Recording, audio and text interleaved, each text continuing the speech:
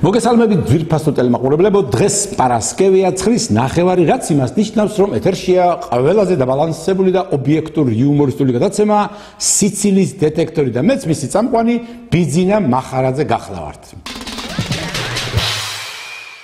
გადაცემას დავიწყებთ ყველაზე მნიშვნელოვანი მოვლენით. ბროლის დავითმა ნაციონალ ჩიორას ბოდიში მოუხადა. ქალბატონო ჩიორა, თქვენთან როგორც ქალბატონთან მე როგორც ჯენტლმენი თუ რამეში ესე იგი შემეშალა და შევცდი, ახლავე ბოდიშს გიხდით.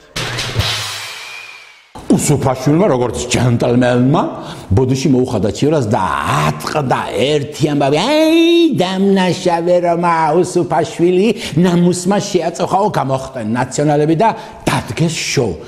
ეს დრამატიზირება არა, საჭირო მე კი ვიცი რატომაზე მოუხადა ბროლის დავითმა ჩიორას ბოდიში, მაგრამ უფრო საინტერესოა რას ფიქრობს ხალხი. ჯენტლმენი დავით უსუფაშვილი ჩიორა თაქთაქიშვილს ბოდიშს უხდის. ჩრდილოეთ კორეა ამერიკას ემუქრება. ძველი პარლამენტის შენობის რესტავრაცია იწყება. რუსული თუ ევრორემონტი. ბაჩო ახალაიას იცავს. კალაძე ნაციონალების შეკითხვებს პასუხობს. მე ისევ ლილი ვარ, ეს ისევ ხალხის ხმა. ხმა, რომელიც ყველამ უნდა გაიგოს. ხმა, რომელსაც ხალხი ითხოვს. იყავით ხალხის ხმის სადარაჯოზე, ჩემთან ერთად. ანუ მე ვფიქრობ რომ თვითონ დავით უსუფაშვილი თავიდან წერ ეხლა თქვენ ეზოთ რატომ მოუხადა დავით უსუფაშვილმა ბოდიში ჩიორა თაქთაქიშვილს? ჯენტლმენია და იმიტომ ანუ არ ჩათვალა სიტუაცია უფრო გაემწვავებინა საერთოდ ჩიორა ჩემთვის როგორ თქვა ხალი პოლიტიკოსი არ არსებობს. მეგობრები არიან ალბათ და რაღაცაში დამნაშაულში გრძნობს თავს, დამნაშავეთ ალბათ. არ ვიცი, მისი ჯენტლმენობიდან გამომდინარე ალბათ და დავით უსუფაშვილი და ეს პარტია მის ხელში არ მოუხდის იმ პარტიას, რომელიც რაც იყვნენ და რაც გააკეთეს. დაბადიეთ. არ ვიცი, მომისმენია. გაზბოდი შემომისმენია. არ ვიცი. რასთან დაკავშირებით მოუხადა ბოდიში? აი ეს მაგ მომენტის ის არ მიყურებია. ყოველთვის უყურებ, მაგრამ არ ვიცი ვერ გეტყვით. ნუ მე არა ვარ რა, საქმის კურსში და არ შემიძლია მასე კომენტარი გავაკეთო. აგენი რა ვიცი, რაში უხდიან ბოდიშს, მაინც ერთად არიან, აგენი თუ გინ ბოდიში მოუხადობა, თუ გინ. ნუ არა ვარ საქმის კურსში, რასთან დაკავშირებით. ფარული კამერა ხო არ არის? ძალიან გააქტიურებულია ეს ჩიორა თაქთაქიშვილი. ჭიკჭიკებს და ჭიკჭიკებს ჯერ იყო და იმდენი ჭიკჭიკა პარლამენტის თავმჯდომარეს მოახდევინა ბოდიში. მერე კალაძესთან შეხვედრაზე იყო და იქ დაღალა ხალხი. მერე გადმოფრინდა გვერდზე დარბაზში და საზოგადოებრივი მაუწყებლის კანონში შესატანცვლილებებთან დაკავშირებით ისეთი განცხადებები გააკეთა და იქ ხელას ყიროდა. სხდომის თავმჯდომარემ კითხა, შენ რა ქვია ბიძიკო? იმან ჩიორაო, მერე ჩიორა თუ ხარ, რა ყვავებით დაგჭყავი და რა. განა თვითონ უნდოდა ამ ხელა ამბები, მაგრამ რა ქნას ამ დილით 5 კილა რედბული დაულევია და ისეთი დაფრთიანებულია, ვერ აჩერებს ვერავინ. თბილისში, კერძოდ ავლაბარში, რამოდენიმე დღის წინ მოხდა საუკუნის დარცვა. ალობის რაიონში ძარცვის ფაქტი 3 ადგილას დაფიქსირდა. წურწუმიას ქუჩის 6 ნომერში ცხოვრებ მოსახლეობას მათი მანქანები დილით გატეხილი და გაძარცული დახვდათ. ესეთივე ფაქტი დაფიქსირდა დედოფლის წყაროს ქუჩაზე, სადაც 5 მანქანა იყო ასევე დაზიანებული. დაზარალებულების განცხადებით ძირითადად წაღებული არის მაგნიტოფონები, რაც შეეხება მიწისქვეშა გადასასვლელს. დილით მისულ მოვაჭრეს საკუთარი მაღაზია გაძარცული გახდა.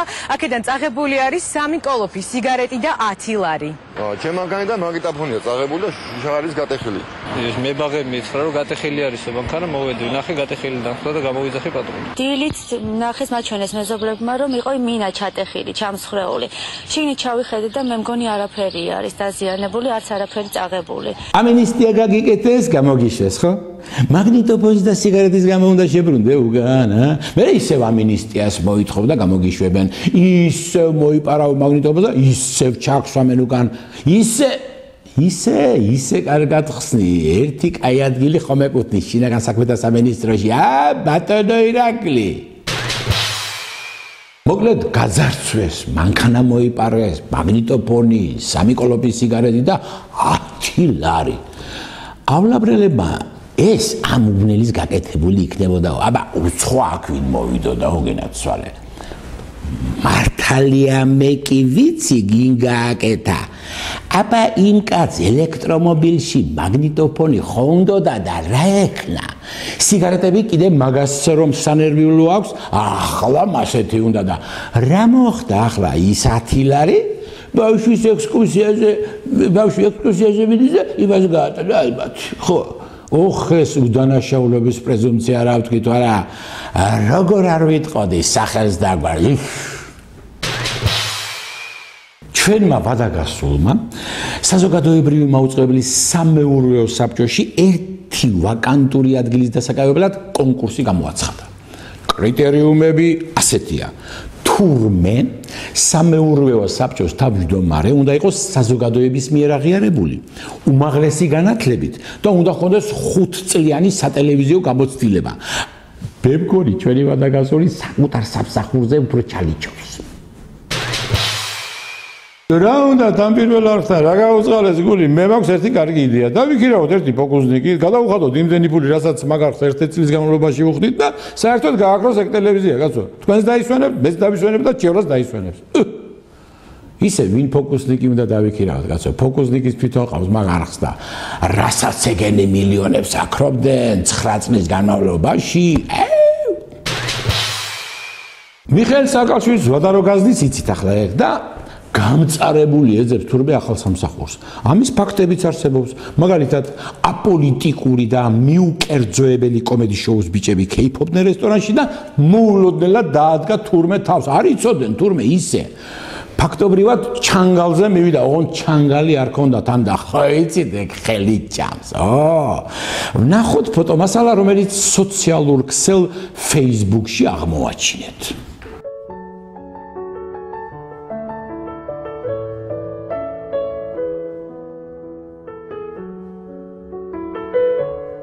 მე ახლა ვადაგამდისო და რამე სამსახურს ვერ დამაწყებინებ თქვენთანო. რამე პატარა ხელფასიანს ერთი 18,000 რომ მქონდეს თვეშიო. რა გინდათ, ხო იცით ყველაზე მაგარი ხადავისტი ვარო. 9 წლის პრაქტიკა მაქვს. საქართველოს პრეზიდენტი ვიყავი ბოლო-ბოლოსო.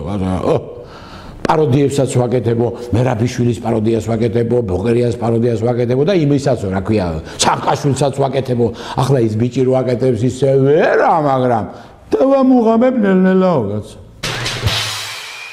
როგორც მოგეხსენებათ, ბაჩანა ახალაია ახალ გარემონტებულ ციხეში გადაიყვანეს. ციხის შენობა მართლაც კარგია. ჯერ ერთი რომ ცენტრშია და მეორეც ჯაკუზის დადგმის და საწამებელი ოთახების მიშენების პერსპექტივითაა ძმო. ახალაიას ისე მოეწონა გარემონტებული ციხე, რომ მე მგონი ყველა დანაშაულს აღიარებს. ისე არაა გამორიცხული, რომ ახალაიამ მთავრობას მანქანის ყიდვაც კი სთხოვოს. ამ ხელა მანქანით რო დამატარებთო და ამდენ ფულს ხარჯავთო. ბადრაგის მომსახურებაში, ესკორტებში, სასამართლოში მისაყვანა. მიყიდეთ რამე მალალიტრეშკა მანქანაო. მართალიცაა ბაჩოძმო. 20 ლარის ბენზინი ერთი თვე თავზე გადაუვა. მაგანაც ახლა მეტი სად უნდა იაროს? ციხე სასამართლო, ციხე სასამართლო, ციხე. ბაჩო ახალაია სასამართლო პროცესებზე თავის თავს იცავს. ეგ იმდას იცავს, თავის თავს თვითონ გამოუტავს განაჩენს. მოდით გავიგოთ ამ თემასთან დაკავშირებით ხალხის აზრი. ბაჩო ახალაია იცავს თავის თავს. თქვენი აზრით რატომ გადაწყვიტა მან ეს? იმიტომ რომ ძალიან ბევრი დანაშაული მიუძღვის ხალხს წინაშე ბაჩო ახალაიას და თვითონ თუ არ დაიცა თავის თავი.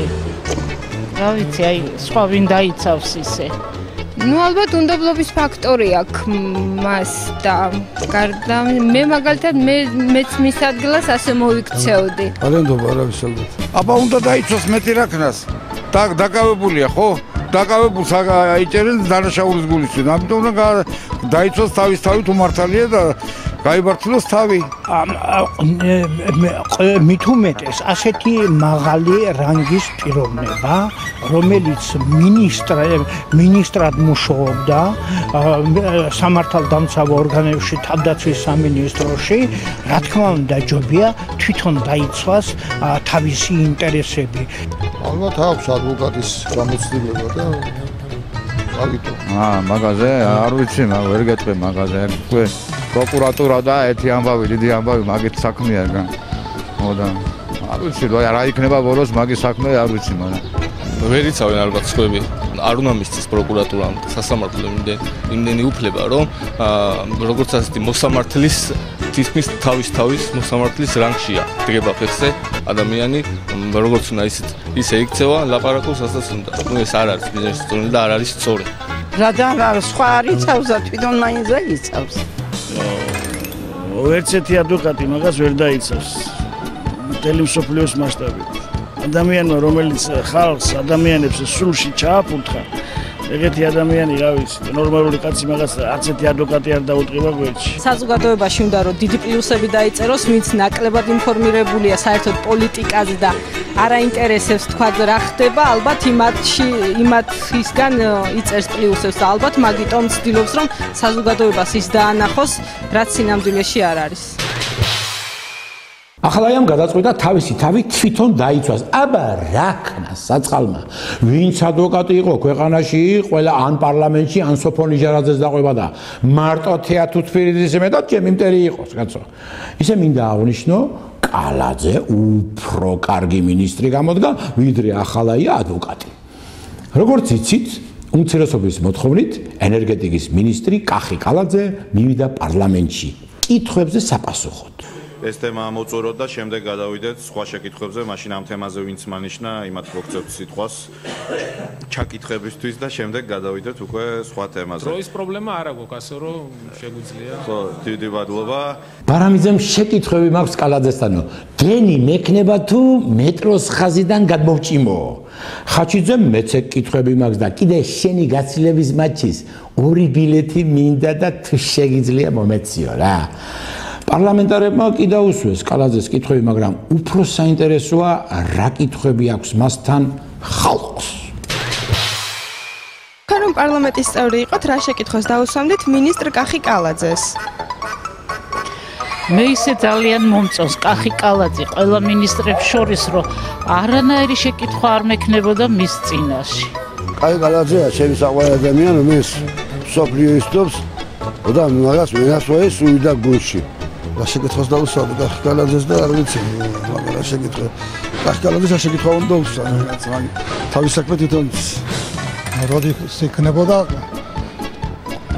დღიან საქართველოში გაზი აღმდგარივო ყველას ქონდა სახლებში გაზი. ძალიან მაგარ შეკითხვას დაუსვამდი, რომ ვიცოდეთ. ეს იცით რა ადამიანს რომ შეკითხვა დაუსვა, ჯერ უნდა იყო ჩახედული მის საქმიანობაში ერთი, მეორე უნდა გესმოდეს დარგი და მესამე რაღაცა მის მიმართ უნდა იყოს ან დადებითი, ან უარყოფითი, რადგან შეკითხვას უსვამს ადამიანი, რა თქმა უნდა უარყოფითია. კახი კალაძე ახალგაზრდა კაცია და რა ვიცი. ალბათ პირველ რიგში იმას აქვს კი იმის გამოცდილება, რომ სამინისტროს უხელმძღვანელობს.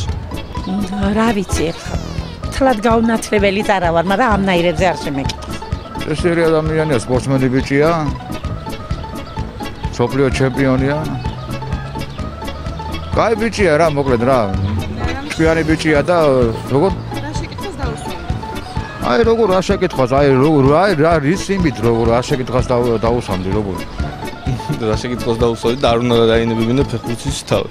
რატომ მიატოვა ფეხბურთი და რატომ გადავიდა იმაზე პოლიტიკაში? რატომ არ აპირებს ეს ხელისუფლება, უბრალოდ სპორტის რაიმეს ვლავიბენი, ხო ამოჭრიან ყველაფერს აბარას. ანუ იმის კითხვა იმას დაუსვამდი, რომ რატომ უნდა დავიბენი არ და ესე იგი რა ხდება ახლა? ბორჯომს გააძვირებენ და გაზიც გაძვირდება. აბა რა იქნება? ისე ეს მთავრობა ზუსტად წინა მთავრობის ნაირად იქცევა. თუ არა და გაიხსენეთ, ნაგავის და დენის ამბავი. გაზვირდა ნაგავი, გაზვირდა დენი, გაზვირდება ბორჯომი, გაზვირდება გაზი. ისე რა ხუმრობა იყო ახლა ეს. არა, ხო გეუბნებოდით, არა გასვა. კახა, კუკავა არ გვინდა სცენარისტად მეთქიდე. დაიჯინებენ რა. ქუთაისის საკრებულოს ფრაქცია 5-მა ნაციონალმა დეპუტატმა დატოვა და რო კითხეს რატო ტოვებთო ჩვენ აქ მოქალაქეთა კავშირიდან მოყოლებული ვართო შემორჩენილებიო. ისე ძალიან ცუდია ამ ხალხის მიერ ნაციონალური მოძრაობის დატოვება. ეხლა რა გამოდის? 19 აპრილის გრანდიოზულ აქციას ნახევარი გრანდიოზული მარშრუტკა ხალხი დააგდება. იმდენი აპიარეს ეს 19 აპრილის აქცია, სანამ 18 აპრილის აქცია არ მიიღეს საპასუხოდ ხალხისგან. მოკლედ 18 აპრილს ხალხი გამართავს 19 აპრილის საწინააღმდეგო აქციას. აი 17 აპრილს გაიმართება აქცია სახელწოდებით არც მწვადი დაწვა, არც შამფური რესპუბლიკელების ორგანიზებით. საქართველოს ბროლის პარლამენტის თავმჯდომარემ განაცხადა, თურქეთი სერიოზულად არის დაინტერესებული საქართველოს ტერიტორიული მთლიანობის აღდგენით. დაიწყო ამანას ტყუილები და ეგ არის რა, რესპუბლიკელი ნაციონალთა რო დააბა ანზნესიცვლის ანფერს. როგორც მოგეხსენებათ, დაიწყო უკვე ძველი პარლამენტის რემონტი, ისე ვეღარ გავიგე კაცო, რომელია ძველი და რომელია ახალი. მაგრამ ამბობენ, რომ მაგარი რემონტი კეთდება. მოდით ვნახოთ ხალხის გამოკითხვა ამ თემასთან დაკავშირებით. იწყება ძველი პარლამენტის რემონტი. თქვენი ნება რომ იყოს, როგორ რემონტს გააკეთებდით და როგორ მოაწყობდით სხდომათა დარბაზს? სხდომათა დარბაზს როგორ მოაწყობდი? არც მინახია და რა ვიცი, როგორ გითხრათ, როგორ მოაწყობდი. და როგორ რემონტს? აი, უბაღლესი რემონტი უნდა იყოს, რომ აღარ დაჭირდეს ვერე კიდე ხელმეორედ გადაკეთებ, გადმოკეთება. როგორც საჭირო იყოს, ბერია საშენებულია და უნდა იყოს მაგის ამუდამოდ. მოწევდა. და უნდა გაკეთდეს ევროპულ დონეზე, მაღალ დონეზე უნდა გაკეთდეს ძალიან. აი, როგორც მაგალითად როგორ იცი, დღეს ვიყავი საჯარო რეესტში, მარტაშვილმა რომ გადაიტანეს, ხო?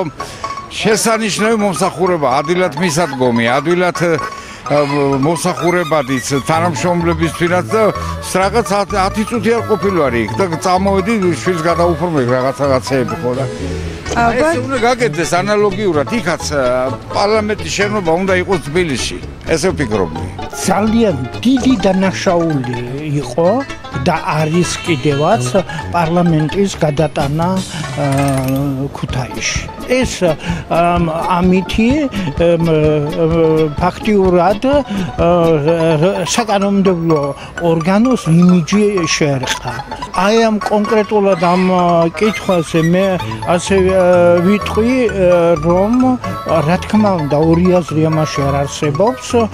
საკანონმდებლო ორგანო უნდა დაუბრუნდეს თავის ადგილს და შეუდგეს ნორმალურ ფუნქციონირებას. ამაში ორი აზრი არ არსებობს. შეიძლება ეს გაჭირებული ხალხი ერთ 5 მოსახლეო 6 რო დაასახლო. ხო და სადაცაა გაკეთებული რემონტი იქ რო იყოს მაგი, რა ვიცი, ჩემი აზრი ასეთია ბაბუდა. ახლა ამაზე მოგახსენებთ. ახლა პარლამენტის აქეთ-იქით ტარების დრო კი არ არის. გაჭირვებული ხალხის დახმარება უფრო ჯობია, ასე მგონია. აი როგორც მუშაობენ ახლა ხელოსნები წესი, აი როგორც ადრე იყო რა. ისე მოვაწყობდი რა. ეს შუშები და რაღაცები არ არის ბიზნესის ეს გამჭირველი იყოს, როგორც ჩვენი პოლიციები, დღევანდელი და რა ვიცი რა, როგორც იყო ადრე ძველი, ისევე დავტოვებთ. მე არქიტექტორი რომ არ ვარ. არ ვიცი, ეგ უკვე არქიტექტორების პრობლემაა. ამერიკა საჰაერო თავდაცვას აძლიერებსო. დავიჯერო ახლა ჩრდილოეთ კორეის ეშინია, არა კაცო. თუ კორეაშიც აღმოაჩინეს ნავთობი, ისე ბატონო ჩრდილო კორეა. თქვენი მიკვირს რა. რისი მედად ემუქრები, ხელა ამერიკას, კაცო. ატომური ბომბი გაქვთ თუ მიშა სააკაშვილი ყავს პრეზიდენტად რომ ომი მოიგო. ისე ძალიან საინტერესოა რა პოზიცია უნდა დაიკავოს საქართველოს ჩრდილოეთ კორეასა და ამერიკის დაპირისპირების დროს. მოდით გავიგოთ ხალხის აზრი. ჩრდილოეთ კორეა ამერიკას ემუქრება ატომური ბომბით. თქვენ ეზრით რომელი მხარე უნდა დაიკავოს, საქართველომ და რატომ? რა ვიცი, აი როგორ გითხრათ. სამშვიდობო მხარე უნდა დაიკავოს მაინც. შვიდობის მხარე. საქართველოს დაიკავოს თავისუფალი ადგილი. და არა ისე რომ ედავოს და ეჩხუბოს ერთმანეთს და მე მინდა მშვიდობა მთლიან მსოფლიოში. და არა ომი და არა ისე ჩრდილოეთ კორეა მას ეძახის ახლა ხო? ჩვენ საქართველოს უნდა იყოს მომხრე იმის რომ სითავისუფლე ყოფილიყო ცხოვრებაში. და არა დაბომბით და არა ხალხის გაწმენდით. ამერიკასთან არის და ამერიკის ხარ უნდა იყოს დემოკრატიული ქვეყანა და იმიტომ ჩრდილოეთი კიდე ძველი კომუნისტური პარტია ის არის ქვეყანა. ჩვენ ვიც გვერდში დაგვიდგება და ხარს დაგვიჭერს, იმას უნდა დაუჭიროთ მხარი. საქართველოს ნეიტრალიტეტი უნდა დაიცვას. საქართველოს რომელი მხარეს მიდის, იმ მხარეს დაიკავებს ალბათ. ალბათობით, რა ვიცი, და ახლა ჩვენი მხარე დავიკავოთ, ის ჯობია და ყოველთვის კარგი იყოს საქართველო. თუმცა ჩრდილოეთ კორეა ემუქრება ამერიკას? რა თქმა უნდა ამერიკის მხარე გასულ. შვიდობის მხარეს დავიკავებ ყველა მხრიდან. არ მინდა არც ბომბი, არც იქით, არც აქეთ, მეც ვერაფერს ვერ გეტყვით. მე რა ვიცი, პოლიტიკას არ ვერკვინა. საქართველოს მხარე დაიკავოს უნდა და საქართველოს უნდა დაიცვას. იმიტომ რომ ამერიკა ძალიან არასერიოზულ ვითარებაში იმყოფება ეხლა. ტელემსოფლიოს საკონტროლება უნდა. ჩრდილოეთ კორეა მე მგონი არავის არაფერს არ ემუქრება თავისთვის არის. ამერიკა თვითონ ვერ გარკვეულა რა უნდა და რასთან აქვს საქმეს. ვალერია ნავადორსკაია მიმართა ქართველ ხელოვანებს. ეს ის ქალია, რო ჩამოდიოდა ხოლმე და კაის რო ჭამდა და კაის რო სვამდა უფასოდ, ხო? ჩემი თუ არ გჯერათ, ნახეთ, Да каждый актер должен от стыда сгореть, если он будет играть для оккупантов. Сейчас в Грузии, по сути дела, руководят предатели. კი, ისე რცხვენიათ, მთელი საქართველოს სირცხვილი ცხვირიც კი გაუწითლდათ. პახმელიაზე იყო ეთყობა, თორემ ამას ერთი სტენოგრამ რო ეხია პრესკონფერენციას კი არ მოაწყობდა, ხო და ამის შემდეგ იცოდეთ, მეღვინეებო, კვირაში 3 ლიტრა ჭაჭა და 20-იანით ადესაღვინო თქვენზეა ქალბატონი ვალერიასთვის, თორემ დაგწვავს სირცხვილით. როგორ ცხენია, ციტელი ბა, არა, მე როგორ გავაგზავნე გადაცემის საყვანა ხა. მე მიშველეთ რა, ვინმე რა, ვეღარ მიყვავს რა გადაცემა რა, ცხენია რა. უნდა აღგედა წავიდე. აი, ახლა პროდიუსერი ყურში მეორე, რო დაეტიე მან და გავაგზავნე გადაცემა. კი ბატონო, ხო, კაი. კინოს ხო. მე მივდიოდი ქალბატონო ვალერია, მაგრამ პროდიუსერი არ მიშლებდა რა, ვქნა ასე სირცხვილი ნაჭამი და გაწითლებული გავაგზავნე გადაცემას რა. საგარეო საქმეთა მინისტრი მაია ფანჯიგიძე ოფიციალური ვიზიტით გაემგზავრა ბრაზილიაში და უმცირესობის წევრებში ეგრევე გაჩნდა ეჭვები, რისთვის წავიდა ბრაზილიაშიო. ზოგმა თქვა რიოს კარნავალზე წავიდაო, ზოგმა თურქული ყავა აღარ მოსწონსო და ბრაზილიური ყავის დალევა მოინდომაო და მაგისთვისა იქაო. ზოგმა უფრო ცოტა ერუდირებულმა ჭორიკნებმა ფული აქვს აღებული, ბატონო, ფეხბურთელები უნდა ჩამოიყვანოსო, რონალდინიო და რონალდო ზუგდიდის მგლებში სათამაშოდ. მინდა გითხრათ, რომ არც ერთი ვერსია არაა სწორი. რა დაგებართათ, კაცო? მინისტრიც ხომ ქალია რა. მასაც ხომ სჭირდება დაждომა ტელევიზორი ჩართვა და სერიალებზე უხმოტილილიო და სწორედ ლობოს საიდუმლოს ბოლო სერიების სანახავადაა ჩასული. ბრაზილიაში ვიზიტით იყო მაია ფანჯიგიძეს, აეროპორტში დახვდა ბრაზილიის საგარეო საქმეთა მინისტრი. დახვედრის შემდეგ მასპინძელმა ქალაქი დაათვალიერებინა, ერთობლივად ივახშმეს და ბოლოს პროტოკოლით გათვალისწინებული შეხვედრაც დახურულ კარს მიღმა გაიმართა. შევიდნენ თუ არა ოთახში, ბრაზილიის საგარეო საქმეთა მინისტრმა ოდნავ აღელვებული ხმით დაიწყო: მაია, ეხლა უნდა მომისმინო. მე არა ვარ საგარეო საქმეთა მინისტრი, მე შინაგან საქმეთა მინისტრი ვარ. შინაგან საქმეთა მინისტრი კი სინამდვილეში ჩემი ძმა კი არა, ჩემი შვილია. ის კი ვისაც თავი ჩემი შვილი გონია სინამდვილეში განათლების მინისტრი და მამა ჩემია, რომელიც არასოდეს მაპატიებს იმას, რომ მე საკუთარი თავის ბიძაშვილი ვარ. ეს თქვა თუ არა, მოხკიდა მაია პანჯიგიძეს ხელი და აეროპორტში წაიყვანა. თვითმფრინავთან მიიყვანა და უთხრა 123 ვიზიტის დასასრული. დღეისათვის სულ ეს იყო ჩემს ხელთ არსებული ობიექტური იუმორისტული ინფორმაცია და მეც ბიძინა მახარაძე გახდით. გემშვიდობებით და მივდივარ რაიმე გულისამაჩუყებელ სერიალს უნდა უყურო. იმიტომ რომ როგორც ჩემი ცოლი და ერი იტანჯება, მეც ისე უნდა დავიტანჯო. მე-14 გადაცემის დასასრული. ნახვამდის.